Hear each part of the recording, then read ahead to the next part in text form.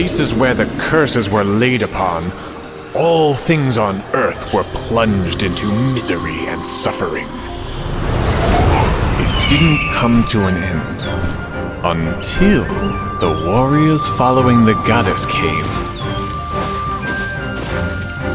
For hundreds of years they tracked down, hither and thither, from continent to continent, battling with demons of all kinds.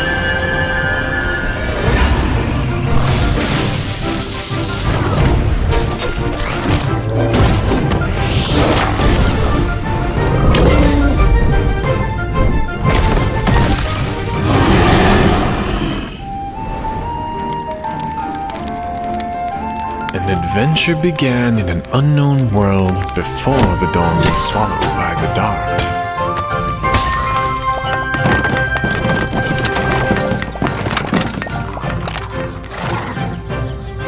Even though it's a journey of no turning back, protecting the Earth was their permanent, unswerving mission.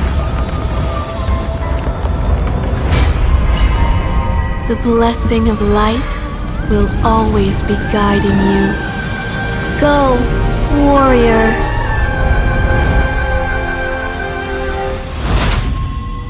Hey gamers, and today we're talking about Dawnlands Mobile. So, Dawnlands Mobile is a upcoming open world survival crafting MMO RPG developed by Season Games. So it offers an immersive experience with a intriguing lore that unfolds as players progress through their journey. Survival mechanics are at its core, with stuff like crafting, gathering, building, and fighting being crucial for staying alive. Unlike other games, Dawnlands avoids the gotcha trend.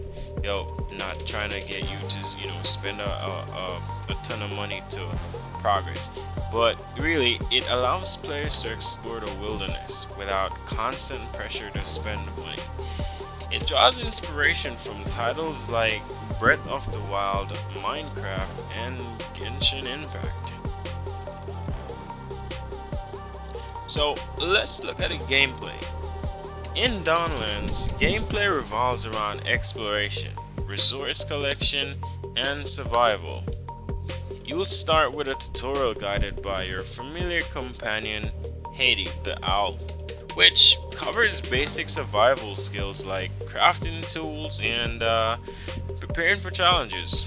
The game offers extensive character customization during setup, allowing you to tailor facial features and appearance. After creating your character, you will awaken in a changed world with Haiti by your side. It's like a whole new world. As I said, like changed world. The focus is on survival though, where you craft, gather, build, and learn about combat techniques. The gameplay is controlled through a joystick and on-screen buttons with a joystick system to manage your belongings. Prepare for an adventure of exploration, survival, construction, and hunting in this immersive world.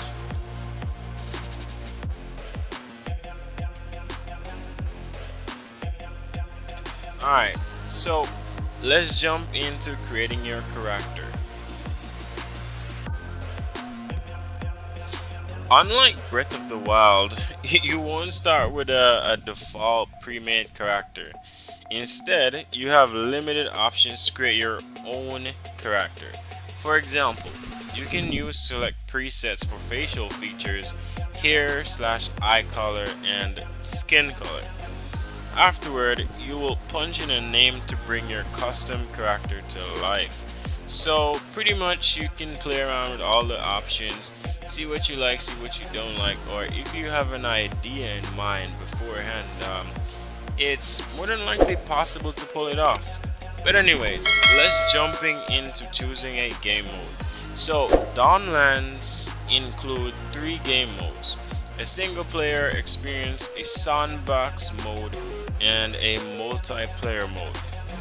These modes operate similarly to Minecraft. Basically, you create a world connected to a save, so your experiences may vary depending on the selected save slash world and the game mode. Your first stop is the single player experience, learning the basics of crafting, questing, and exploration. After reaching level 8, you can access the sandbox mode for select areas. Remember to upload world saves to the cloud before playing on other devices. So I said that to say that really you don't have an option but to start with the single player mode. But after exploring the single player for a while and you level up to level 8, then you can start exploring the other options.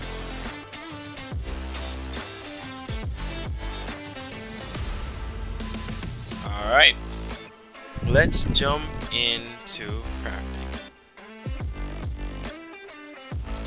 Let's talk about crafting. Crafting involves collecting and hoarding materials, using the right tools to chop down trees, digging treasure chests, mining ore, learning new recipes, you name it. So you can actually earn recipes from rousing a statue, questing, and using crafting points from a list of unlockables, whatever, man. I strongly recommend prioritizing. I have to stress this. I strongly recommend prioritizing learning how to craft a private chest and a storage Unfortunately, box. Inventory space is minimal during the early game, requiring you to make trips to store your item excess frequently. So you will have to do a lot of back and forth to camp to store your items early game. To craft new furniture, you will enter build mode. Now the build mode is pretty neat. I played around with it a little bit. In the early gameplay, you do get a few quests to like build some simple things. It's really fun to play around with, especially if you're a creative person and you like to build stuff. So furnishing must be placed within the grid space. You can rotate and adjust the angle as long as it fits the grid. Move your character to match the angle / orientation of your furnituring so that it fits in place perfectly. So that's pretty much how the build mode works in a nutshell.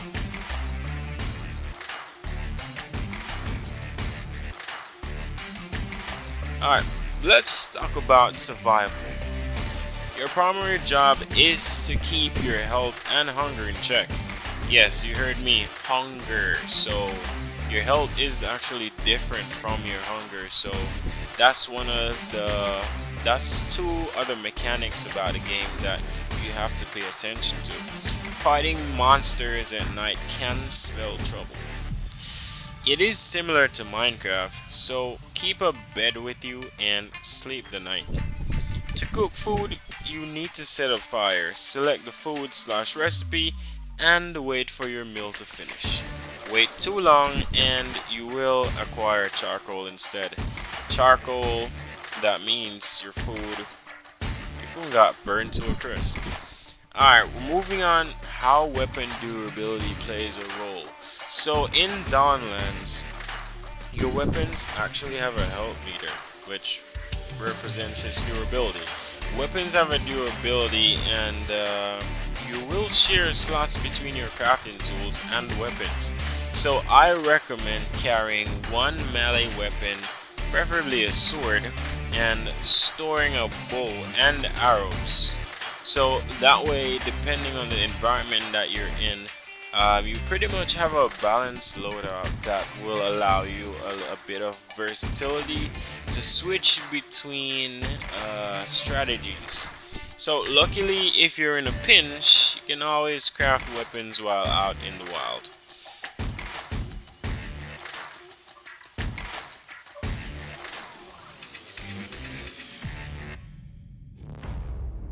Alright, next moving on to exploring enchanted territory. So early on, you will tame a horse for faster traversal, but you will eventually unlock teleport ways as your primary mode of transportation. Unfortunately, teleporting to quest locations may consume a bottle of teleportation potion, so be wary with that. Now, improving your combat prowess. Craft higher rarity weapons, practice slaying monsters, and visit the statue to increase attributes slash learn talents. Offering Stardust and Obsidian Dust will increase max health and stamina, improving your survivability in combat. So talking about this brings me back to Genshin Impact. For those who have played the game, know that there is a similar mechanic where you have to find some things like souls, take them to a statue, and you get their blessing, and it increases attributes of your character. So yeah, now let's jump into the pros and the cons of Dawnlands Mobile. So let's start with the pros. The game has really good graphics, very high quality graphics. It has great character customization options. It has a skill system, and it has interesting gameplay ideas. I think that it has exceeded a lot of these MMORPGs in some of the avenues that they have as it relates to ideas, gameplay style, stuff like that. Now for the cons, really I don't have much negative to say about this game, but I would say cons are low skill variety, because it's only a small amount of skills that you actually get to choose from, and some players experience low resolution, especially ones that may have tried playing the game on a emulator. But to wrap things up, while it's still kind of early to fully judge the monetization practices, it is refreshing to experience an open world mobile release without the temptation of gotcha.